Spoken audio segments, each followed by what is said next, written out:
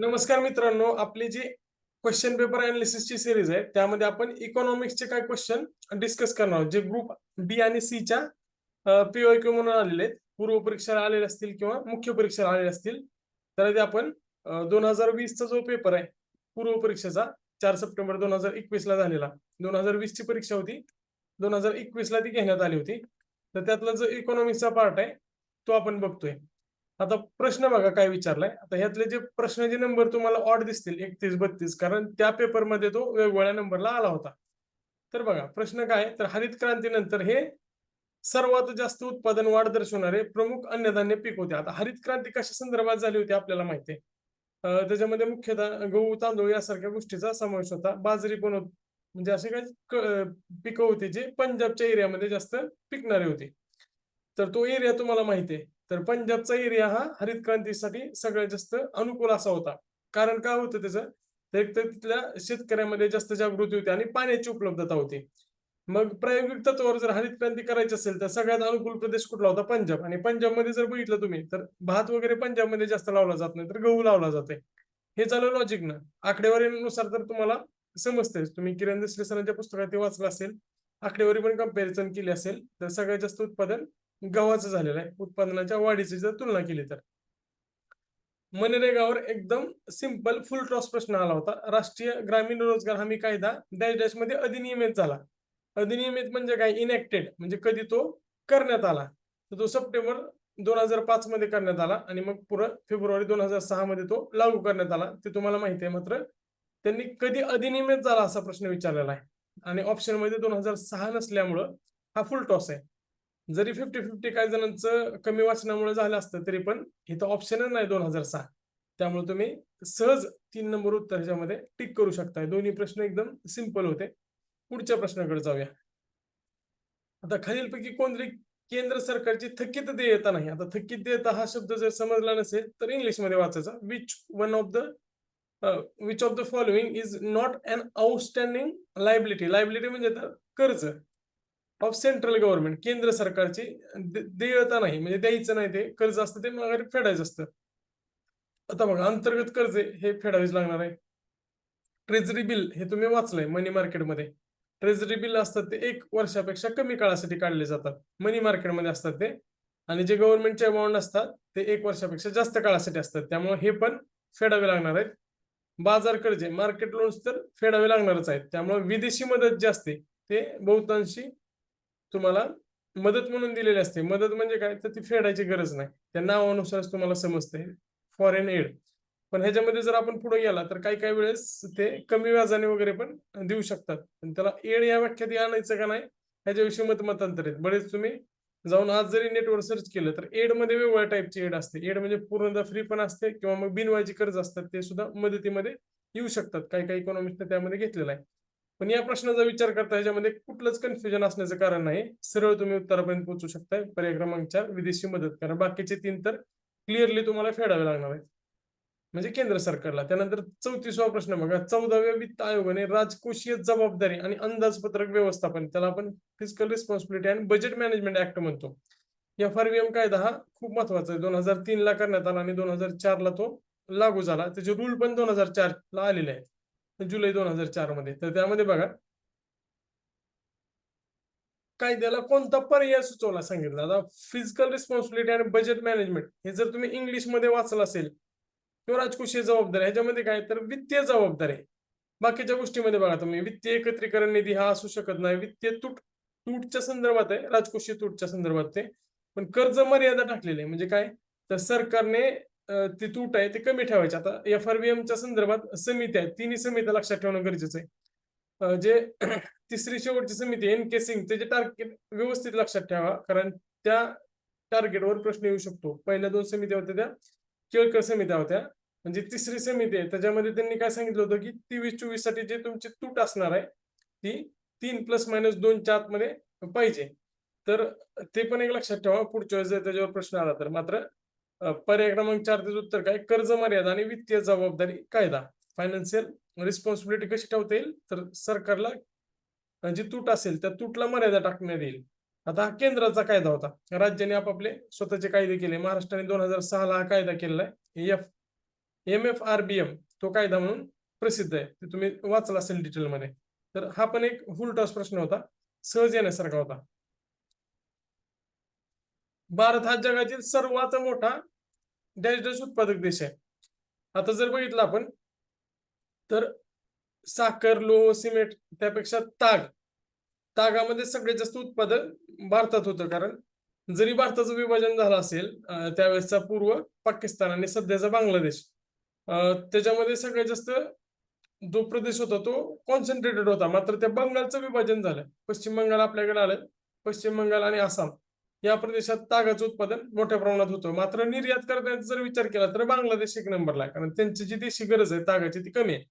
आपल्याला आपले कारखाने एवढे आहेत की तागाची जी गरज आहे ते पोत्याला म्हणा किंवा बाकीच्या गोष्टीला ते लागतेच. आता जरी साखरेचे पोते प्लास्टिकचे आलेत, मात्र तागापासून बनवलेले म्हणजे ज्यूट बॅग किंवा ज्यूटच्या वस्तू हे आपल्याला आता मॉलमध्ये वगैरे बघायला भेटतात. ते फॅशन परत रिपीट आले. आता गरीब लोक आधी ताग वापरायचे, गोनपाट वगैरे म्हणायचो आपण त्याला, पण आता श्रीमंत लोकांनी हे वापरायला सुरुवात केलेली आहे. पर्याय क्रमांक 1, ताग उत्पादनात भारत 1 नंबर आहे, मात्र निर्यातीमध्ये बांगलादेश 1 नंबर आहे, हे पण लक्षात ठेवा.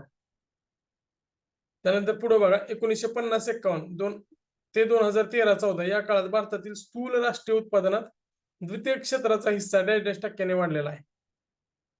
तर आता त्यावेळेस काय सांगितलं की वाढलाय असं सांगितलेलं आहे. आणि जर आपण बघितलं 2013-14 पर्यंत तर कधीच आपला जो हिस्सा आहे तो 30%ला क्रॉस केला नव्हता. हे व्यवस्थित लक्षात ठेवा. जो दुसरा क्षेत्र आहे आपलं भारताला असं सांगितलं जातं की प्राथमिक क्षेत्र ज्याच्यामध्ये ऍग्रिकल्चर अँड अलाइड सेक्टर, त्याच्यामध्ये काय येईल तर डेअरी येतं, पशुपालन येतं, त्यासोबतच खाणकाम, हे सगळं पहिल्या क्षेत्रात येतं, प्राथमिक क्षेत्रात. त्याच्यानंतर जर विकास जसं जसं होतो अर्थव्यवस्थेचा तसं दुसऱ्या टप्प्यात जातो आपण, त्यामध्ये इंडस्ट्रीज डेव्हलप होतात. आणि मग तिसऱ्या टप्प्यात काय होतं तर सर्व्हिस सेक्टर डेव्हलप होतं. भारताचं कसं झालंय, भारताने direct प्राथमिक टप्प्यावरून तिसऱ्या टप्प्यावर उडी मारली आणि जो मधला गॅप आहे तो भरून काढण्यासाठी मग आपण मेक इन इंडिया सारख्या योजना किंवा अटल सारख्या योजना आणतोय, स्किल डेव्हलपमेंट सारख्या स्किल इंडिया योजना आणतोय. तर त्या योजना त्यासाठीच आहेत, कारण आपला जो टक्का आहे तो वाढवायचा आपल्याला, पण तो त्या तुलनेत वाढला नाही. प्राथमिक टप्प्यानंतर दुसऱ्या टप्प्यात गेलं पाहिजे, परत तिसऱ्या टप्प्यात गेलं पाहिजे. पण दुसऱ्या टप्प्याचं वैशिष्ट्य काय तर या दुसऱ्या टप्प्यामध्ये सर्वाधिक रोजगार निर्मितीची कॅपॅसिटी असते. म्हणजे रोजगार द्यायचा जर विचार केला तर प्राथमिक क्षेत्रामध्ये रोजगार जास्त आहे, मात्र तो एका टप्प्यानंतर कमी कमी होत जातो. कारण त्याच्यामध्ये जी राहणीमान आहे किंवा ते उत्पन्न आहे, दरडोई उत्पन्न, ते प्राथमिक क्षेत्रातील लोकांचं कमी असतं. तुम्हीच बघा, शेतकरी असतील किंवा खाणकामगार असतील त्यांचं उत्पन्न कमी असतं. त्या तुलनेत उद्योग क्षेत्र हे दोन्हीच्या बाबतीत मध्यम आहे, कारण सेवा क्षेत्रात जास्त लोक आपल्याला सामावून घेता येत नाही. भले IT पार्क मध्ये काम करणारे त्यांचं उत्पन्न खूप जास्त असेल, त्याला आपण व्हाईट कॉलर जॉबवाले वगैरे म्हणतो, मात्र त्यांची अडचण काय की त्याच्यामध्ये आपण लिमिटेड लोक सामावून घेऊ शकतो. एका लिमिटपेक्षा जास्त आपण त्याच्यामध्ये लोकांना सामावून घेऊ शकत नाही. त्यामुळं दुसऱ्या टप्प्याचा विकास कशासाठी गरजेचा आहे, बेरोजगारी कमी करण्यासाठी आणि लोकांचं राहणीमान वाढवण्यासाठी. त्यासाठी आपण make in India, skill India सारख्या योजना राबवतोय. तर 30%च्या वर कधीच गेलं नव्हतं, त्यामुळे हे ऑप्शन तर सहज तुम्ही काढू शकताय बाजूला. तर बाकीचं कुठलं विषयच राहत नाही, फक्त 16.6 ते 26.2% तुम्ही पर्याय क्रमांक 1 निवडू शकता. आता बघा, तेंडुलकर आणि रंगराजन ह्या दोन समित्याच्या ज्या आकडेवारी आहेत त्या तोंडपाठ करायच्या.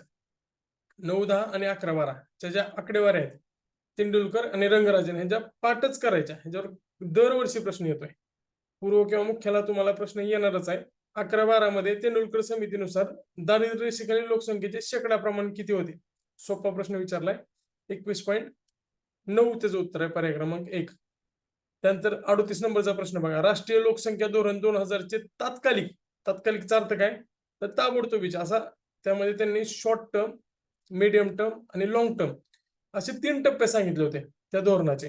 त्याच्यामध्ये आरोग्याच्या पायाभूत सुविधांची गरजांची पूर्तता करणे आणि मूलभूत प्रजनन आरोग्य सुविधा उपलब्ध करून देणे किंवा त्याच्यामध्ये सुधारणा पण करणे, हे तात्कालिक किंवा लगेच शॉर्ट टर्म मध्ये अचीव करण्याचं उद्दिष्ट होतं. नंतर मीडियम टर्म उद्दिष्ट आणि त्याच्यानंतर जे शेवटचा होता त्याच्यामध्ये काय सांगितलं होतं की जे लोकसंख्येचं स्थिरीकरण करायचं. तर पायाभूत सुविधा जे होतं ते पहिल्या टप्प्यात येतं, त्यामुळे पर्याय क्रमांक 4 फक्त त्याचं उत्तर आहे. त्यानंतर 39 नंबरचा प्रश्न बघा काय सांगतोय, खालीलपैकी कोणत्या महत्वाच्या तत्वावर आधारित विश्व व्यापार संघटनेचे करार आहेत? आता हा प्रश्न बऱ्याच वेळा पोरांचं जे चुकलंय या प्रश्नामध्ये, त्यामध्ये 1 आणि 2 मध्ये कन्फ्युजन झालंय. मोस्ट फेवर्ड नेशन हा दर्जा एक देश दुसऱ्या देशाला देतो आणि या दर्जाचं वैशिष्ट्य काय की मोस्ट फेवर्ड नेशन जर भारताने पाकिस्तानला दिला तर पाकिस्तानला भारतामध्ये वस्तू निर्यात करताना वगैरे अनुकूलता मिळेल आणि त्यांना ते सहज निर्यात करता येईल. भारताने हा दर्जा पाकिस्तानला दिला आधी, पण पाकिस्तानने अजून भारताला असा दर्जा दिला नाही. ज्यावेळेस दोन्ही देश एकमेकाला असा दर्जा देतील तर त्यांच्यातले जे आयात निर्यातीचे टेरिफ बॅरियर्स आहेत ते कमी होऊन जातील.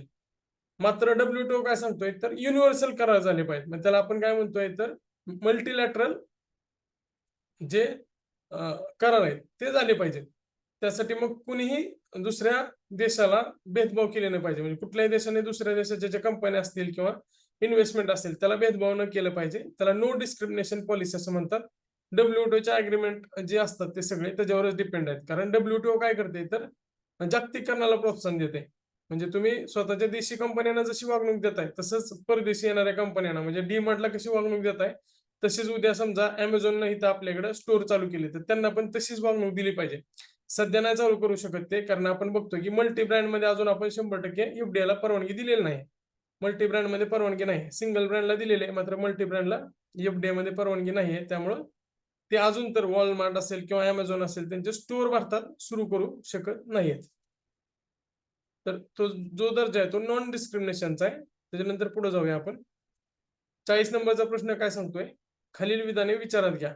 राष्ट्रीय कृषी विकास योजना RKVY ही 11व्या पंचवार्षिक योजना काळात सुरू करण्यात आली. त्याच्यानंतर पुढचा प्रश्न. आता ह्याच्यामध्ये तुम्ही काय लक्षात ठेवायचं की विचारलं काय चूक तर इथं बरोबर चूक इथं तुम्हाला टिक करता आली पाहिजे. आता ही योजना होती ना ती नुकतीच जून जुलै मध्ये सुरू झाली होती आणि हे लक्षात ठेवणं अवघड होतं की 10व्यात झाली का 11व्यात झाली. त्याच्यानंतर समकालीत म्हणजेच एकत्रित त्याला आपण इंटिग्रेटेड फलोद्यान विकास उपक्रम ज्याला 12व्या पंचवार्षिक योजनेच्या काळात सुरू केला गेला असा सांगितलेलं आहे. त्यानंतर पुढे बघा राष्ट्रीय अन्न सुरक्षा उपक्रम 2009-10 मध्ये सुरू करण्यात आला. आता अन्न सुरक्षा NFSA नॅशनल फूड सिक्युरिटी जो ऍक्ट आहे तो कधी आलाय फूड सिक्युरिटी ऍक्ट 2000 कधीचा आहे 13चा आहे हे लक्षात ठेवा. तर इथं काय चूक कोणते आहे तर पर्याय क्रमांक 3 फक्त क हे उत्तर आहे. कारण नॅशनल फूड सिक्युरिटी ऍक्ट जो आहे तो त्याच्या आधी साधारण 2006 ला सुरू करण्यात आलेला आहे.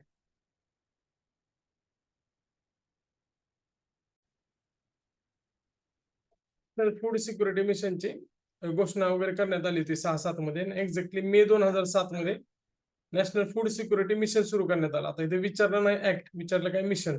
जरी तिथं 2013 दिलं असतं तरी ते उत्तर चुकलं असतं. मात्र म्हणजे ते विधान चुकीचं असतं. मात्र बऱ्याच जणांचं confusion national food security act आणि नॅशनल फूड सिक्युरिटी मिशन ह्याच्यामध्ये होतंय. दोन्ही वेगळे हे लक्षात राहू द्या. पुढच्या वेळेस जर प्रश्न आला तर यावर. 41 नंबरचा प्रश्न काय सांगतोय तर सन 2018-19 मध्ये भारतातील निर्यात उत्पादनात डॅश डॅश क्षेत्राचा हिस्सा सर्वाधिक होता. आता ह्याच्यामध्ये एक गमतीशीर गोष्ट आहे की जी गोष्ट आपण आधी सगळ्यात जास्त निर्यात करत होतो आणि ज्या देशांना करत होतो त्या गोष्टी आता सगळ्या बदलल्या. त्यामुळं पाठ करताना ट्रेंड लक्षात ठेवा. ट्रेंड म्हणजे कसं तर सुरुवातीला आपण आपल्यावर जे राज्य कोणाचं होतं ब्रिटिशांचं होतं. मग आपलं जे चॅनल चांगल्या पद्धतीने तयार झालं होतं ते ब्रिटिश आणि अमेरिकेसोबत चांगलं झालं होतं. म्हणजे आपण निर्यात आणि आयात त्या देशाकडे जास्त करायचं होतं. त्याला आपण OECD देश म्हणतोय. म्हणजे जगातील सगळ्यात श्रीमंत देश.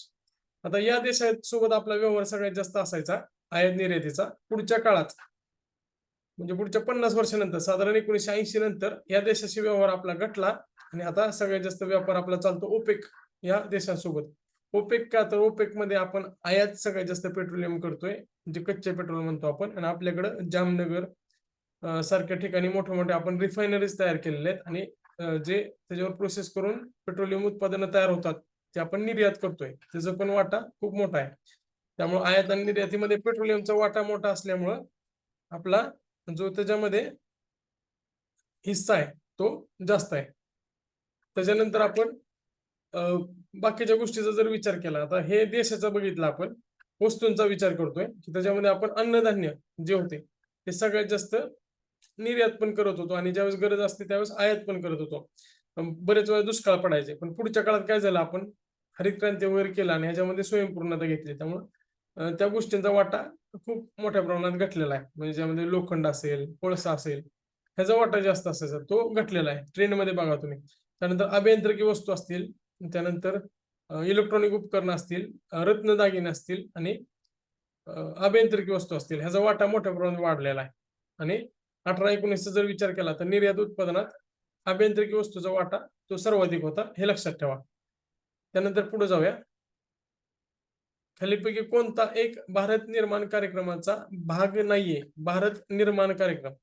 आता भारत निर्माण लक्षात कसं ठेवायचं आहे, तर त्यासाठी WHEREIT WHEREIT असं मी तुम्हाला एक म्हणजे त्याला ट्रिक म्हणू शकतो आपण, तसं तयार केली होती मी. म्हणजे आपण ज्यावेळेस भारत निर्माण मध्ये काय, तर पायाभूत सुविधा आहेत, हे तुमच्या डोक्यात आधी फिक्स करा. भारत निर्माण मध्ये काय पायाभूत सुविधा आहे, हे फिक्स झालं. त्यानंतर घर डोळ्यासमोर आणायचं, घरात काय लागतं त्या गोष्टी. डब्ल्यू मी आता काय सांगितलं तुम्हाला, WHEREIT स्पेलिंग लिहून घ्या, WHEREIT. आता WHEREIT मध्ये डब्ल्यू काय असणार आहे, तर वॉटर, घरात काय लागतं वॉटर. त्यानंतर HER WHEREIT, एच मध्ये तुम्ही घरात लागतं वॉटर, दुसरं आलं हाऊस. त्यानंतर ई काय झालं, इलेक्ट्रिसिटी. WHER आर मध्ये काय, तुम्ही लिहून घ्या, म्हणजे फक्त ऐकू नका. जरी तुम्ही युट्यूबवर बघत असाल तरी हे गोष्टी लिहून घ्या, तुम्हाला पुढे काम आले. R for road, water, house. E ला इलेक्ट्रिफिकेशन, आर ला रोड्स. WHEREIT मध्ये इरिगेशन आणि टेलिकम्युनिकेशन आहे. या गोष्टी पायाभूत सुविधासाठी महत्वाच्या आहेत. आणि या 4 गोष्टीचा जर विचार केला तर त्यामध्ये शाळा कुठे येत नाही, एज्युकेशन कुठं आलेलं नाही. त्यामुळे पर्याय क्रमांक 3 आपण बाजूला काढू शकतोय, कारण कोणता भाग नाही हा प्रश्न विचारलेला आहे. त्यानंतर पुढे बघा, पेमेंट बँकेची प्रमुख वैशिष्ट्य कोणते असं विचारलं. आता पेमेंट बँक हा जो मुद्दा आला किंवा ह्याची जी सुरुवात झाली ती 2013 नंतर नचिकेत मोर समिती ज्यावेळेस आली होती, त्यावेळेस त्यांनी सांगितलं होतं की पेमेंट बँक आणि स्मॉल फायनान्स बँका सुरुवात केल्या पाहिजेत. त्यानंतर परत विमल जालन समिती बसली 2013 मध्ये, त्यावेळेस त्यांना निवडायचं होतं की कुठल्या बँकांना परवाना द्यायचा. त्यांनी बंधन बँक आणि IDFC बँकांना परवाना दिला. त्यासोबत सांगितलं होतं की बाकीचे ज्यांना अर्ज आले ना त्यांना आपण काहीतरी देऊन टाकू. म्हणजे जसं आपण विधानसभेचं तिकीट एखाद्याने मागितलं तर त्याला झेडपी पुढच्या काळात पंचायत समितीच देऊ असं सांगतो ना, त्या पद्धतीने त्यांनी मग स्मॉल फायनान्स बँक आणि पेमेंट बँकासारखे लायसन दिले. एअरटेल असेल, पेटीएम असेल, पोस्टची पेमेंट बँक आहे. आता ते पेमेंट बँकेचे प्रमुख वैशिष्ट्य कोणते असं सांगितलंय. त्यावेळेस जर विचार केला तर प्रति व्यक्ती 1 लाखापर्यंत ठेवी स्वीकारणे हे बरोबर आहे. ATM कार्ड देण्यास ते परवानगी देतात आणि ते कोणत्या स्वरूपात त्यांना कर्ज देता येत नाही, हे त्यांच्यावर अट टाकलेले आहे. आता त्याच्यामध्ये ब जे आहे ना, त्याच्यामध्ये ATM आणि डेबिट कार्ड देण्यास परवानगी, हा जरा वादग्रस्त विषय होता आणि प्रश्नच वादग्रस्त होता. बऱ्याच जणांनी क्लेम केलं होतं, कारण जर क बरोबर आहे तर ब पण बरोबर होतं. कारण डेबिट कार्ड तुम्ही पेटीएमचं सुद्धा घेऊ शकताय, पेटीएमचं सुद्धा डेबिट कार्ड आहे, त्यामुळे ब पण बरोबर होतं. ऑल ऑफ द अबव असं उत्तर नव्हतं, पण आयोगाने कॅन्सल केलं नाही, कॅन्सल करायला पाहिजे होतं. आयोगाने उत्तर ह्याचं पर्याय क्रमांक 1 दिलेला आहे. पुढे जाऊया. रंगराजन कमिटी खूप महत्वाची. रंगराजन कमिटी 2014 नुसार 11-12 साठी ग्रामीण आणि शहरी भागासाठी दारिद्र्य रेषेची व्याख्या ही दरडोई डॅश अशी निश्चित केलेली आहे. आता ती जी व्याख्या तुम्ही महिन्याची लक्षात ठेवा किंवा मग महिन्याचीच लक्षात ठेवलेली जास्त चांगली राहील. तर 32 आणि 47 अशी दरडोई व्याख्या ती दर दिवशी त्यांनी ठरवलेली आहे. तुम्ही भागाकार 30 ने काढून महिन्याचा दरडोई दर दिवस काढू शकताय. तर 32 आणि 47, 32 ग्रामीणसाठी असणार ऑब्वियस आणि शहरीसाठी 47 असणार. या आकड्यावर बऱ्याच वेळा प्रश्न आलेला आहे, रिपीटेड क्वेश्चन आहे. मी काय सांगतोय तुम्हाला, रंगराजन समिती आणि तेंडुलकर समिती ह्याचे सगळे आकडे पाठ करायचे. सगळे म्हणजे कोणते, 11-12चे 9-10चे. त्याच्यामध्ये दारिद्र्य पातळी किती होती, कॅलरी किती होत्या आणि दारिद्र्य टक्केवारी किती होती, त्यासोबतच किती त्यांनी रक्कम निश्चित केली होती व्याख्येसाठी, दरडोई उत्पन्न किती असलं पाहिजे. तर ते कट ऑफ लाईन आहे, ते पण लक्षात ठेवा. नंतर पुढे 45 नंबरचा प्रश्न, ऑक्सफॅम अहवाल 2018 नुसार भारतातील सर्वात श्रीमंत 1% लोकांचा राष्ट्रीय उत्पन्नातील हिस्सा 73%. हा धक्कादायक अहवाल होता, न्यूज मध्ये पण बराच गाजला होता. आणि जे इकॉनॉमिक्स मध्ये करंटच्या अँगलने प्रश्न येतात त्यापैकी एक हा प्रश्न आहे. साधारण एखादा किंवा दुसरा प्रश्न हा करंटच्या अँगलने येतो, जसं पेमेंट बँकेचा चालता आणि हा ऑक्सफॅम चालता. असे 2 प्रश्न करंटच्या अँगलने आले होते. त्यामुळे करंट इकॉनॉमिक्स थोडं चालू घडामोडीच्या वार्षिकीमधून सुद्धा करून जावा, त्याचा फायदा तुम्हाला होणारच आहे. नंतर पुढचा पेपर घेऊया आपण लगेच. 26 फेब्रुवारी 2022 ला झालेली कंबाईन ग्रुप बी चा पेपर आहे. कारण आता सगळ्या ग्रुप बी चे पेपर एकत्र झालेले आहेत. PSI ST असेल किंवा रजिस्टर असेल, ASO असेल, सगळ्यांना एकत्रित त्यांनी पूर्वपरीक्षा ठेवलेली आहे. आता 41 नंबरचा प्रश्न बघा काय सांगतोय त्यामध्ये, त्या पेपरमध्ये तो सेम नंबर आहे. 1995 मध्ये बँक ग्राहकाच्या विवादांचे स्वस्त आणि जलद निपटारा करण्यासाठी डॅश सुरू करण्यात आली. यासाठी बँक ऑम्बुड्समन बँकिंग ऑम्बुड्समन स्कीम ह्याला म्हटलं जातं. आणि यासाठी जी कारणीभूत समिती होती ती गोईपोरिया समिती होती. गोईपोरिया तिथं बाजूला लिहून घेऊ शकता तुम्ही किंवा जिथं नोट डाऊन करायचं. गोईपोरिया समितीच्या शिफारसीनुसार पर्याय क्रमांक 3 मध्ये असणारी बँकिंग लोकपाल योजना 1995 मध्ये सुरू करण्यात आली. त्याचं काम होतं जे कंझ्युमर्स आहेत किंवा जे ग्राहक आहेत त्यांचं स्वस्त आणि जलद निपटारा करणे. आपल्याला बऱ्याच वेळा होतं की आपले पैसे कट होतात, मात्र ते पैसे समोरच्याला पोहोचत नाहीत. मग तिथं जो वेंडर असेल किंवा जो दुकानवाला असेल तो सांगतो की तुम्ही शाखेमध्ये किंवा बँकेच्या शाखेमध्ये जाऊन संपर्क साधा. आणि कधी कधी बँकेकडनं पण आपल्याला रिस्पॉन्स भेटत नाही. मग आपली अशी कोणती तरी यंत्रणा असली पाहिजे ज्यानं ग्राहकाच्या तर तक्रारी ऐकल्या पाहिजेत. तर त्यासाठी बँकिंग ऑम्बुड्समन स्कीम ही पर्याय क्रमांक 3 मध्ये असणारी 1995 ला सुरू करण्यात आली होती. नंतर 42 नंबरचा प्रश्न काय सांगतोय बघा. स्वातंत्र्यानंतर भारत सरकारने ऑगस्ट 1948 मध्ये राष्ट्रीय उत्पन्न समिती नियुक्त केली. या समितीमध्ये आता बघितलं आपण 1948 ला नियुक्ती केली. विचार काय करायचा, चुकीचे कोणते. आता ह्याच्यामध्ये बघा विधान आधी गोल करून घ्यायचं. चुकीचे कोणते विचारलं ना तर त्याला आधी गोल करायचं. वाचला असाल तर 48च्या ऐवजी 49 ला स्थापन केलेले. त्यांनी फक्त कीवर्ड मध्ये चुकवलंय तुम्हाला. हे 48 आहे ना त्या ठिकाणी 49 आहे, त्यामुळे अविधान चुकीचं आहे. या समितीमध्ये पी.सी. महालनोबिस, डी.आर. गाडगीळ आणि व्ही.के.आर. राव या तिघांचा पण समावेश होता. याविषयी काय डाऊट नाही. पहिला अहवाल 51 आणि अंतिम अहवाल 54 मध्ये दिला. हे पण बरोबर आहे. चुकीचं कोणतं आहे, फक्त पर्याय क्रमांक 1 चुकीचा आहे, ते लक्षात ठेवा. त्यानंतर पुढे जाऊया आपण. ग्रामीण भागातील शेती संबंधित उपक्रमांना प्रोत्साहन देण्यासाठी कर्ज पुरवठा करणारी डॅश ही शिखर संस्था आहे. तर नाबार्ड. नाबार्ड हे लक्षात ठेवा. त्यासोबतच जे अग्रक्रम क्षेत्र आहे त्याला प्रायमरी सेक्टर लेंडिंग म्हणतो आपण. त्याच्यामध्ये जर बँकांना टार्गेट टाकून दिलेलं आहे शेतीसाठी कर्ज पुरवठा करण्यासाठी. जर तो टार्गेट ते बँक पूर्ण करत नसेल तर त्याला RIFD rural infrastructure finance development fund जो आहे त्या RIFD फंड मध्ये टाकावा लागतो. आणि तो पैसा पण नाबार्डला भेटतो. नाबार्ड काय तर रिफायनान्स एजन्सी. रिफायनान्स एजन्सी म्हणजे काय तर जी पुनर्वित्त पुरवठा करते बँकांना ते कर्ज देते की तुम्ही काय करा, रुरल डेव्हलपमेंटसाठी आणि शेतींना प्रोत्साहन देणाऱ्या उत्पन्नांना तुम्ही कर्ज द्या, आम्ही तुम्हाला त्यासाठी वित्त पुरवठा करतोय. अशी नाबार्ड संस्था आहे. त्यासोबतच नाबार्ड संस्था ही सहकार क्षेत्रावर नियंत्रण ठेवणारी, त्यांचं नियमन करणारी सुद्धा सर्वोच्च संस्था आहे. नाबार्ड लक्षात ठेवा. 1982 ला स्थापना आहे. नाबार्ड विषयी वाचला असेल तुम्ही. नंतर पुढे जाऊया. 44वा प्रश्न. केंद्रीय अर्थसंकल्प 21-22 मध्ये आता ते त्यावेळेसच्या बजेटचा प्रश्न विचारलेला आहे. मात्र केंद्र सरकारच्या जरी तो करंटचा अँगल वाटत असला तरी पुढचा पूर्ण वाचणं गरजेचं आहे. केंद्र सरकारच्या उत्पन्नाचा सर्वात मोठा स्रोत कोणता आहे. आता जर जनरल बघितलं आपण तर या सगळ्यापैकी कर्ज घेणे आणि इतर दायित्व, कर्जाचं जे प्रमाण आहे ते बाकीच्या महसुलापेक्षा जास्त असल्यामुळे त्याचं उत्तर पर्याय क्रमांक 2 आहे. बऱ्याच जणांनी उत्तर त्याचं जीएसटी लिहिलं होतं. जीएसटी करामध्ये सर्वाधिक आहे, मात्र उत्पन्नाचा स्रोत आहे का नाही ह्याच्यावर परत अजून डिबेट झाली होती. बऱ्याच पोरांनी ह्याला क्लेम केला होता प्रश्नासाठी पर्याय क्रमांक 1 उत्तर द्या म्हणून. पण आयोगाने तो उत्तर बदललेलं नाही, कारण सरकारला असं वाटतंय की त्याला जे कर्ज मिळणार आहे, आयोगाचं पण तेच मत आहे, त्यांनी कुठला तरी रिपोर्ट वरून काढला असेल, उत्पन्नाचा स्रोत त्यामध्ये दाखवला असेल. खरं तर हे उत्पन्नामध्ये मोजायचं नाही, हे डिबेट आहे. माझ्या स्वतःच्या म्हणण्यानुसार किंवा आकलनानुसार वस्तू व सेवा कर्ज असायला पाहिजे होतं, पण आयोगाने उत्तर पर्याय क्रमांक 2 दिले. कर्ज देणे, घेणे आणि इतर दायित्व जे कर्ज सरकारला मिळतं त्यासोबत इतर जे लायबिलिटीज असतील सरकारने घेतलेल्या, त्याच्यामध्ये समजा जो आपला पब्लिक फंड आहे त्यातनं वगैरे पैसे जे वापरले असतील. पर्याय क्रमांक 2 आयोगाने उत्तर दिलंय. त्यानंतर 45 नंबरचा प्रश्न बघा. 2001च्या जनगणनेनुसार देशातील लोकसंख्येची घनता किती आहे. उलटाच प्रश्न होता. जनगणना तुम्हाला करायचीच आहे. जनगणना प्रीसाठी 1 किंवा 2 मार्कासाठी येणार आहे. 382 प्रति चौरस किलोमीटर. हा उत्तर सगळ्यांचं बरोबर आलं पाहिजे. ज्याचं चुकतंय त्याचं अभ्यासातच काय तर मोठा फॉल्ट आहे. तुम्ही पहिल्यापासून तयारी चालू करा. अडचण आहे. हे तर उत्तर बरोबर यायलाच पाहिजे होतं. पर्याय क्रमांक 4, कारण बाकीचे उत्तर ते जवळपास पण नाहीत. म्हणजे असं 382 नंतर डायरेक्ट त्यांनी 100चा फरक करून 282 ऑप्शन दिलाय. मात्र बाकीच्या जवळपास सुद्धा ऑप्शन त्यांनी दिलेलं नाही. 381, 380, 383 असं आयोग बऱ्याच वेळा देतं. मात्र हे उत्तर सगळ्यांचं बरोबर यायला पाहिजे होतं. भारतातील लोकसंख्येची गुणात्मक वैशिष्ट्ये आणि शहरीकरणासंदर्भात कोणते विधान बरोबर नाही. आता बरोबर नाही हा शब्द एक कीवर्ड आहे, त्यानं आयोगाने स्वतः हायलाइट करून दिलेला आहे. गुणात्मक वैशिष्ट्ये, आता गुणात्मक आणि संख्यात्मक हे 2 वेगवेगळ्या गोष्टी आहेत. मी शेवटी ते एक्सप्लेन करतो.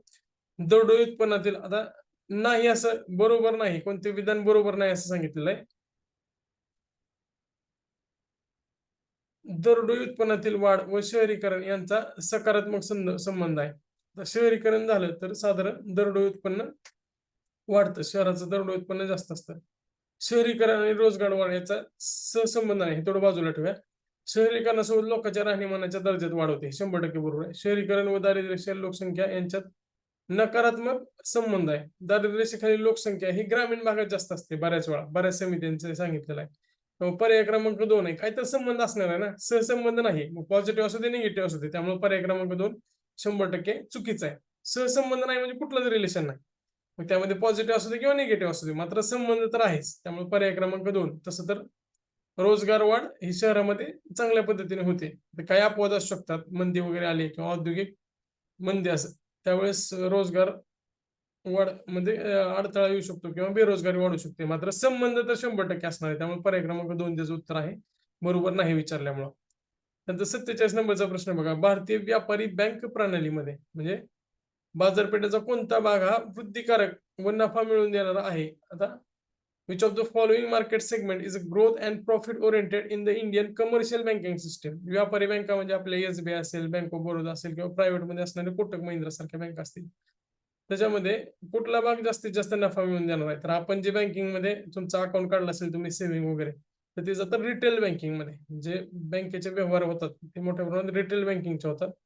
Internet banking, mobile banking, mutual funding हे कमी आहे थोडं. म्युच्युअल फंड वगैरे खूप कमी हिस्सा असतो आणि आपल्या भारतातल्या लोकांना अजून तेवढी अर्थसाक्षरता नाहीये. त्यामुळे म्युच्युअल फंड मध्ये वगैरे गुंतवण्यास बरेच इन्व्हेस्टर तयार नसतात.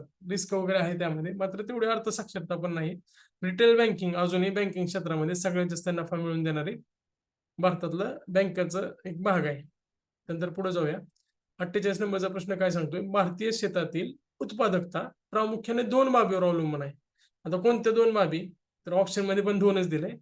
त्या म्हणजे तांत्रिक घटक. आता ह्याच्यामध्ये जर बघितलं तर तुम्ही मुख्यतः असं विचारलं किंवा प्रामुख्याने विचारलेलं आहे. तांत्रिक घटक, मनुष्यबळ, संस्थात्मक घटक आणि सिंचन सुविधा. नो डाऊट सगळ्यावरच अवलंबून आहे. आपल्याला काय सांगायचंय की प्रामुख्याने कशावर अवलंबून आहे. आता काही जणांना सिंचन सुविधा सुद्धा महत्वाची वाटतात आणि आहेतच, पण आयोगानं ज्या रिपोर्टवरून प्रश्न घेतला होता त्याच्यावर तांत्रिक आणि संस्थात्मक घटक असं दिलं होतं आणि पेपर सेटरने तो प्रश्न कॉपी पेस्ट केलेला आहे. त्या रिपोर्टमध्ये त्या इकॉनॉमिस्टला असं वाटलं असेल किंवा त्या रिपोर्टमध्ये जो लिहिणारा लेखक आहे त्याला वाटलं असेल की तांत्रिक आणि संस्थात्मक घटक प्रामुख्याचे आहेत. मग दुसऱ्या बाजूला स्वामीनाथन सारखा एखादा व्यक्ती असेल त्याला वाटत असेल सिंचन सुविधा सगळ्यात महत्वाचे आहेत.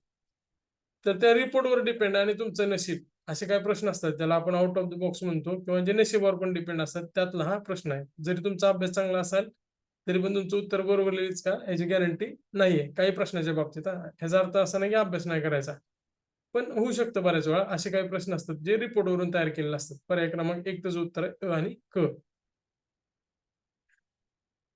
दत्तन सुंदरम मध्ये पण दिलेलं आहे, मात्र एवढं मोठं पुस्तक कंबाईनसाठी वाचायची गरज नाही. राज्यसेवेसाठी सुद्धा सिलेक्टिव्ह ऍग्रिकल्चरचा पार्ट त्यामध्ये आणि दारिद्र्य बेरोजगारी फक्त 2 टॉपिक वाचून घ्या. बाकी सगळं पुस्तक वाचायची अजिबात गरज नाही. 49 नंबरचा प्रश्न काय सांगतोय? खालीलपैकी वित्तीय जबाबदारी आणि अंदाजपत्रक व्यवस्थापन कायदा म्हणजे FRBM 2003 ची कोणती उद्दिष्ट आहेत? आता FRBM 2003 जो 2004 ला लागू झाला, तर कोणती उद्दिष्ट आहेत असा प्रश्न विचारलेला आहे. कालबद्ध कार्यक्रमांतर्गत सरकारी कर्जावर मर्यादा निश्चित करणे हे तर सगळ्यात आधी होतच. महसुली तूट 0 आणि वित्तीय तूट कमी करणे हे पण होतं आणि आपण जवळपास ते अचीव्ह पण केलं होतं. मात्र 2008 ला ज्यावेळेस लेमन ब्रदर्सची जी बँक होती अमेरिकेची त्याचं क्रायसिस झालं, पूर्ण जगावर मंदी आली. मात्र भारतातली बँकिंग व्यवस्था असल्यामुळं आपण त्यातनं वाचलो. मात्र आपण जो FRBM कायदा केला होता त्याच्यामध्ये रिलॅक्सेशन दिलं आणि जे आपल्याला महसुली तूट 0 आणायची होती ते आपण 2007-8 ला 1 वर्ष आधी वित्तीय तूट जी होती आपली राजकोषीय तूट ती 2.5 झाली होती फक्त. आपण जे 2.8 वगैरे ठरवली होती त्याच्या पण खाली आली होती. मात्र परत 2008-9 ला ती अजून जास्त वाढली, 6च्या वर गेली होती. मात्र तेव्हा पण अचीव्ह करू शकलो नाही. मात्र त्या उद्दिष्टामध्ये वित्तीय तूट कमी करणे आणि महसूल तूट 0 करणे हे सुद्धा होतं. दीर्घकालीन समष्टी, समष्टी म्हणजे काय तर त्याला मॅक्रो इकॉनॉमिक्स म्हणतो. मॅक्रो इकॉनॉमिक स्टॅबिलिटी सुनिश्चित करण्यासाठी सरकारला जबाबदार ठरवणे कारण बनवणे. कारण सरकारनं जबाबदारीनं तूट कमी ठेवली तरच पुढची आर्थिक गणित व्यवस्थित बसणार आहे. कारण व्याजासाठी जो खर्च आहे तो कमी होईल. आपण बघितलं होतं की ज्यावेळेस आपल्याला इकॉनॉमिक क्रायसिस झालं होतं 91ला. त्यावेळेस जी बिलं होती ती कर्जाची एवढी वाढली होती की व्याजालाच बराचसा खर्च आपला व्हायचा. त्यानंतर शासनाच्या आर्थिक कामकाजात पारदर्शकता सुधारणे. म्हणजे पारदर्शकता कशी असेल तर सरकारला येतात किती आणि जातात किती ह्याच्यावर कडक लक्ष ठेवणारा FRBM कायदा होता. त्यामुळे वरीलपैकी सर्व बरोबर असणारा पर्याय क्रमांक 2 हेच उत्तर येणार आहे. त्यानंतर पुढचा 50वा प्रश्न बघा. भारतातील विशेष आर्थिक क्षेत्राचे खालीलपैकी कोणते महत्वाचे उद्दिष्ट नाही? काय सांगतात ते? महत्वाचे उद्दिष्ट नाही. आता जादा आर्थिक क्रियाकलापांची निर्मिती. आता सेजचं काय? किंवा सेज तुमच्या डोळ्यासमोर जर आणलं 2000ला स्थापना, 2005ला कायदा. त्याच्यामध्ये generation of additional economic activity हे तर असणारच आहे. प्रमोशन ऑफ एक्सपोर्ट हे तर त्याचा आत्मा आहे. सेजचा आत्मा काय तर निर्यात आहे. डेव्हलपमेंट ऑफ ॲग्रिकल्चर, ॲग्रिकल्चरचा सेजचा काय संबंध आहे? सेजमध्ये प्रोडक्शन, मॅन्युफॅक्चरिंग आणि एक्सपोर्ट ह्याचा संबंध येतो. क्रिएशन ऑफ एम्प्लॉयमेंट हे तर बरोबरच आहे. त्यामुळं पर्याय क्रमांक 3 फक्त तुम्ही आरामात बाजूला काढू शकताय जर सेज बद्दल तुम्ही वाचला असेल तर. सहज आहे हा प्रश्न, फुल टॉस आहे प्रश्न. त्यानंतर 51 नंबरचा प्रश्न बघा. बालमृत्यू दर हा दिलेल्या भौगोलिक क्षेत्रातील 1 वर्षाच्या कालावधीत 1000 जिवंत जन्मामागे डॅश डॅश वयाखालील मुलांच्या मृत्यूची संख्या आहे. आता इन्फंट मॉर्टॅलिटी म्हणलेलं आहे. तर इन्फंट म्हणल्यावर 1 वर्ष. म्हणजे देसले सरांनी पण एक्सप्लेन केलेलं आहे. दुसरं असतं ते बालमृत्यू. आता दुसरीकडे बालमृत्यूच वापरतात. त्यावेळेस आपण इंग्लिशमध्ये बघायचं. इंग्लिशमध्ये काय दिलंय इथं? इन्फंट दिलंय. जर इथं चाइल्ड दिलं असतं तर 5 वर्ष. चाइल्ड दिलं असेल तर 5 वर्ष. हे लक्षात ठेवा. तर तिथे शिशु द्यायला पाहिजे होतं त्यांनी, पण इथं बालमृत्यूच असा शब्द वापरलेला आहे. त्यामुळे इंग्लिशमध्ये बघणं गरजेचं आहे. तर चाइल्ड असेल तर मग 5 वर्षाच्या आत, इन्फंट असेल तर 1 वर्षाच्या आत, निओनॅटल असेल तर 30 दिवसाच्या किंवा 29 दिवसापर्यंत. निओनॅटल, नवजात म्हणू शकतो आपण मराठीत त्याला. मराठी ट्रान्सलेशनमध्ये इथं चुकीचा शब्द वापरला. इथं शिशु असायला पाहिजे होतं. त्यांनी बालच वापरलाय. बाल आपण चाइल्ड या शब्दाला समानार्थी वापरतोय.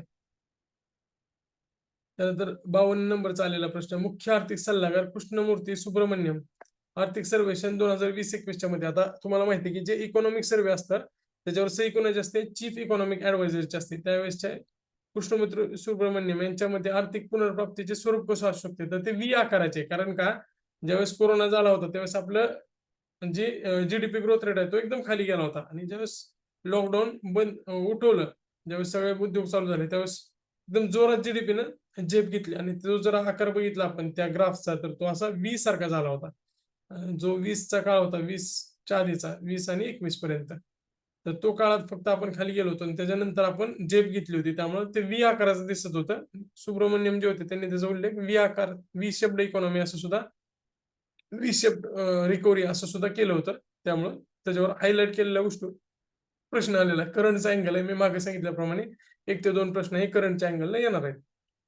आर्थिक पाहणी त्यासाठी करणं गरजेचं आहे आणि बजेट पण करणं गरजेचं आहे. पुढचा प्रश्न बजेटवरच आहे. भारताच्या केंद्रीय अर्थसंकल्प 2020 नुसार करप्राप्त उत्पादनासाठी आता त्यावेळेसची पातळी होती 5 ते 30. प्रत्येक वर्षी पातळी चेंज होते. बजेट आणि इकॉनॉमिक सर्व्हे करणं त्यासाठी गरजेचं आहे. नंतर पुढे जाऊया आपण 54 नंबरचा प्रश्न. खालीलपैकी कोणते विधान बरोबर आहेत? भारतात कौटुंबिक क्षेत्राला पुरवली जाणारी वीज जगात सर्वात स्वस्त आहे.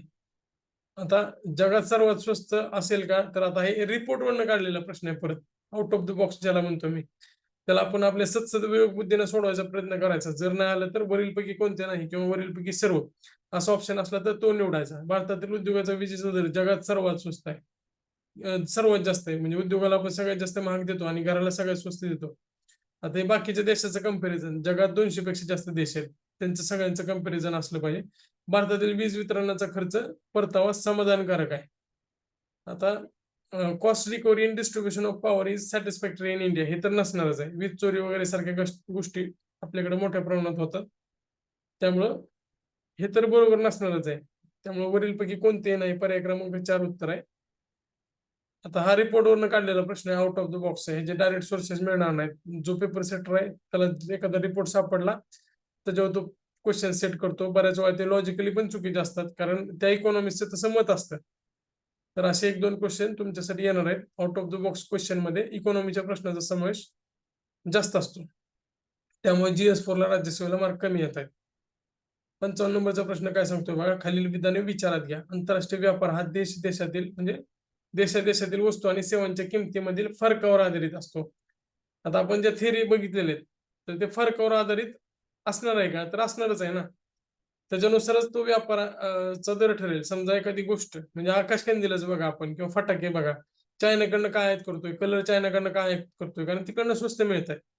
व्यापाराच्या अटी म्हणजे टर्म्स ऑफ ट्रेड वस्तूच्या निर्यात आणि आयातीच्या विनिमय गुणोत्तर. आता हे इंग्लिशमध्ये वाचायचं. The terms of the trade refer to the exchange ratio of export and import goods or the price ratio. तर टर्म्स ऑफ ट्रेड म्हणजे काय? तर आयात आणि निर्यातीच्या वस्तूंची जे दर आहे, तर तेच म्हणजे टर्म्स ऑफ ट्रेड त्याची व्याख्या असते. तेच त्यांनी विधानात दिली, त्यामुळे ते बरोबर आहे. The balance of payment record in the international trade is maintained in a standard double entry book keeping method. आता ही दुहेरी नोंद पद्धती आहे. एक पद्धत आहे आयात निर्यातीची नोंदणी करण्यासाठी. तर हे पण बरोबर आहे. त्यामुळे पर्याय क्रमांक 1 उत्तर आहे वरीलपैकी सर्व. मी परत सांगतो, तुमचं जर जास्त कन्फ्युजन असेल तर ऑल ऑफ द अबोव्ह किंवा नन ऑफ द अबोव्ह हे शेवटी निवडायचं. जर तुम्हाला समजलंच नाही की कोणतं निवडायची शक्यता म्हणजे एक कुठलं तर निवडायचं 50-50 असेल तर त्यावेळेस ऑल ऑफ द अबोव्ह निवडायचं. कारण ऑल ऑफ द अबोव्ह किंवा नन ऑफ द अबोव्ह असण्याचा चान्स 50% असतो आणि इतर ऑप्शनचा मग राहिलेले काय असतील ते 12-13% इतर ऑप्शनचा फक्त शक्यता असते. 12 नाही म्हणता येईल, 16-17% म्हणजे बाकीच्या 50%त इतर 3 ऑप्शन आणि 50% बरोबर येण्याची शक्यता वरीलपैकी सर्व किंवा वरीलपैकी एकही नाही. त्यामुळं ज्यावेळेस तुम्हाला कन्फ्युजन होते, मी परत सांगतोय, ज्यावेळेस कन्फ्युजन होईल, उत्तर माहीत नसेल, तरच अशा गोष्टी करायच्या. सगळ्यांना ही ट्रिक किंवा या गोष्टी अप्लाय करायच्या नाहीत. अजिबात करायच्या नाहीत. तर आता आपण थांबूया. पुढं आपण अशाच पद्धतीने इतर विषयाच्या आणि इकॉनॉमिक्सच्या पण क्वेश्चनचं डिस्कशन करूया. धन्यवाद मित्रांनो.